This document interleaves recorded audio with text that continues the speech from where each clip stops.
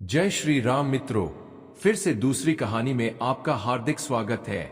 आपके लिए हम एक ऐसी कहानी लेकर आए हैं जिसमें आपको बताएंगे 14 वर्षों का जब भगवान श्री राम को वनवास हुआ था तो जंगल में उनकी की से भेंट हुई थी और उनकी सेना कौन थी।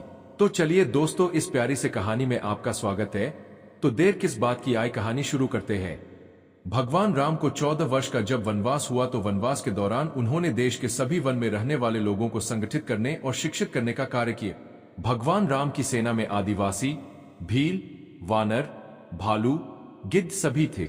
उल्लेखनीय है कि ओराम आदिवासी से संबद्ध लोगों द्वारा बोली जाने वाली कुरुख भाषा में टिग्गा एक गोत्र है जिसका अर्थ वानर होता है। कंवार आदिवासियों में एक गोत्र है जिसे हनुमान कहा जाता है। इसी प्रकार गिद्ध कई अनुसूचित जनजातियों में एक गोत्र है।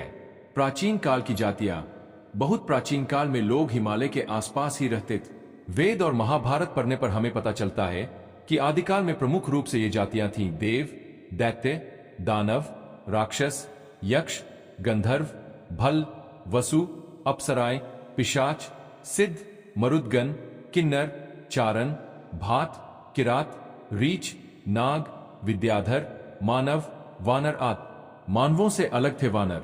वानर का शाब्दिक अर्थ होता है वन में रहने वाला नर, लेकिन मानव से अलग, क्योंकि वन में ऐसे भी नर रहते थे जिनको पूंछ निकली हुई थी। शोधकर्ता कहते हैं कि आज से 9 लाख वर्ष पूर्व एक ऐसी विलक्षण वानर जाति भारतवर्ष में विद्यमान थी जो आज से 15 से 12 हजार वर्ष पूर्व लुप्त होने लगी थी और अंतत लुप्त होगा। इस जाति का नाम कपि था। हनुमान का जन्म कपि नामक वानर जाति में हुआ था। वर्तमान में कहाँ है वानर? दरअसल आज से 9 लाख वर्ष पूर्व मानवों की एक ऐसी जाति थी जो मुख और पूंछ से वानर समान नजर आती थी, लेकिन उस जाति की बुद्धिमत्ता और शक्ति मानवों से कहीं ज्यादा थी। अब वह जाति भारत में तो दुर्भाग्यवश विनष्ट हो गई, परंतु बाली द्वीप में अब भी पुच्छधारी जंगली मनुष्यों का अस्तित्व विद्यमान है जिनकी पूंछ प्राय 6 इंच के लगभग अवशिष्ट रह गई है। ये सभी पुरातत्ववेत्ता अनुसंधायक एकमत से स्वीकार करते हैं कि पुराकालीन बहुत से प्राणियों की नस्ल अब सर्वथा समाप्त हो चुकी है। क्या सचमुच वानर थे हनुमान जी? रामायण आदि ग्रंथों में लिखे हनुमान जी और उनके सजातीय बांधव सुग्रीव अंगदादी के नाम के साथ वानर, कपि, शाखामृग, प्लवंगम आदि विशेषण पढ़कर उनके बंदर प्रजाति का होने का उदाहरण देते हैं। वे यह भी कहते हैं कि उनकी पुच्छ, लांगूल, बाल्धी और लाम से लंकाधन का प्रत्यक्ष चमत्कार इसका प्रमाण है। यह भी कि उनकी सभी जगह सपुच्छ प्रतिमाएं देखकर उनके पशु या बंदर जैसा होना सिद्ध होता है। रामायण में वाल्मीकि जी ने जहां उन्हें विशिष्ट पंडित, राजनीति में धुरंधर और वीर शिरोमणि प्रकट किया है, वहीं उनको लोमश और पुच्छधारी भी शतश प्रमाणों में व्यक्त किया है। हनुमान जी जब मानव नहीं थे तो फिर वे मानवों की किसी भी जाति से संबंध नहीं रखते हैं। ऐसा माना जाता है कि वर्तमान में उनकी जाति के लोग लुप्त हो गए हैं। अब जहां तक सवाल आदिवासी शब्द का है तो यह समझना जरूर है कि आदिवासी मानव भी होते हैं और वानर भी। आदि का अर्थ प्रारंभिक मानव या वानरों के समूह। वानर साम्राज्य। भारत में वानरों के साम्राज्य की राजधानी किष्किंधा थी। सुग्रीव और बाली इस साम्राज्य के राजा थे। यहाँ पंपा सरोवर नामक एक स्थान है जिसका रामायण में जिक्र मिलता है। पंपा सरोवर अथवा पंपासर होसपेट तालुका मैसूर का एक पौराणिक स्थान है। हम्पी के निकट बसे हुए ग्राम अनेगुंदी को रामायण कालीन किष्किंधा माना जाता है। तुंगभद्रा नदी को पार करने पर अनेगुंदी जाते समय मुख्य मार्ग से कुछ हटकर बाईं ओर पश्चिम दिशा में पंपा सरोवर स्थित है। हनुमान जी की माता का नाम अंजना और पिता का नाम केसरी है, जो वानर जाति के थे। केसरी जी को कपिराज कहा जाता था क्योंकि वे कपि क्षेत्र के राजा थे। श्री हनुमान ने जहां राम और माता सीता की सेवा कर भक्ति के आदर्श स्थापित किए, वहीं राक्षसों का मर्दन किया, लक्ष्मण के प्राणदाता बने, देवताओं के भी संकट मोचक बने और भक्तों के लिए कल्याणकारी बने। रामायण में हनुमान से जुड़े ऐसे ही अद्भुत संकट मोचन करने वाले प्रसंगों में लंकाधन भी प्रसिद्ध है। सामान्य लंकाधन के संबंध में यही माना जाता है कि सीता की खोज करते हुए लंका पहुंचे और रावण के पुत्र सहित अनेक राक्षसों का अंत कर दिया। तब रावण के पुत्र मेघनाद ने श्री हनुमान को ब्रह्मास्त्र छोड़कर काबू किया और रावण ने श्री हनुमान की पूंछ में आग लगाने का दंड दिया। तब उसी जलती पूंछ से श्री हनुमान ने लंका में आग लगा रावण का दंभ चूर किया। किंतु पुराणों में लंकाधन के पीछे भी एक और रोचक बात जुड़ी है, जिसके कारण श्री हनुमान ने पूंछ से लंका में आग लगा। जानते हैं वह रोचक बात? दरअसल श्री हनुमान शिव अवतार है। शिव से ही जुड़ा है यह रोचक प्रसंग। एक बार माता पार्वती की इच्छा पर शिव ने कुबेर से सोने का सुंदर महल का निर्माण करवाए, किंतु रावण इस महल की सुंदरता पर मोहित हो गए। वह ब्राह्मण का वेश रखकर शिव के पास गए।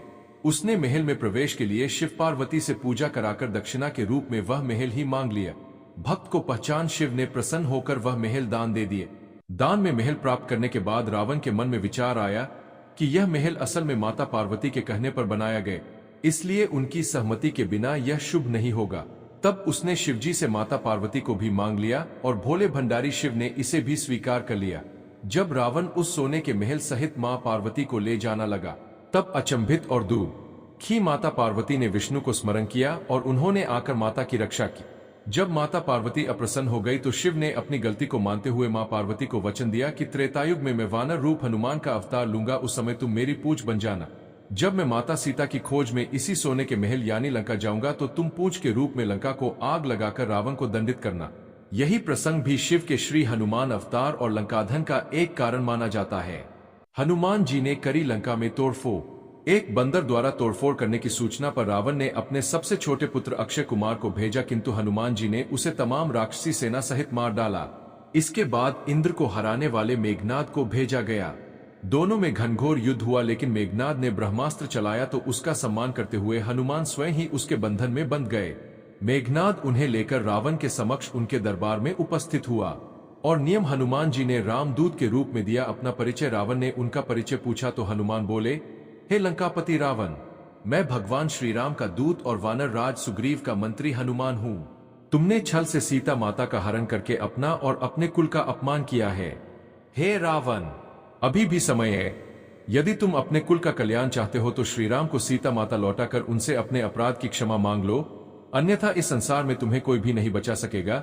हनुमान जी की बात सुन क्रोधित हो गया रावण। हनुमान जी के इन शब्दों को सुनकर रावण क्रोध से भर उठा। उसने उसी समय हनुमान का वध करने की आज्ञा दे दी, किंतु विभीषण ने उसे समझाते हुए कहा कि दूत की हत्या करना ठीक नहीं होता है, उसका वध नीति के विरुद्ध है। तब रावण ने आज्ञा दी कि वानर को अपनी पूंछ बड़ी प्यारी होती है, इसलिए इसकी पूंछ में आग लगाकर उसे लंका से भगा दिया जाए। आज्ञा का पालन हुआ। शीघ्र ही हनुमान की पूंछ पर तेल में भीगा हुआ कपड़ा लपेटा जाने लगा। हनुमान जी मुस्कुराते हुए यह सब देख रहे थे। मन ही मन उन्होंने एक योजना बनाई और उसके अनुसार उन्होंने अपनी पूंछ इतनी लंबी कर दी कि लंका राज्य का सारा कपड़ा, घी और तेल समाप्त हो गया। बाद में उनकी पूंछ में आग लगा दी गई। हनुमान जी ने अपनी पूंछ से पूरी लंका को जला दिया। लंकावासी उनका उपहास करते हुए तालियां पीटने लगे। तभी हनुमान ने स्वयं को बंधनों से मुक्त कर लिया।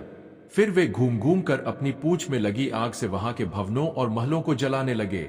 देखते ही देखते संपूर्ण लंका आग की लपटों से घिर गई। लंका का सोना पिघल पिघल कर समुद्र में बहने लगा। राक्षस चीत्कार करते हुए इधर उधर भागने लगे। हनुमान जी समुद्र में अपनी पूंछ की आग बुझाकर सीधे जानकी के पास पहुंचे और सारी जानकारी देकर श्री राम को देने के लिए कोई निशानी मांगी। सीता जी ने उन्हें अपनी चूड़ामनी देते हुए आशीर्वाद देकर विदा किया। इस तरह एक राम भक्त ने ही संपूर्ण लंका का सर्वनाश कर डाला।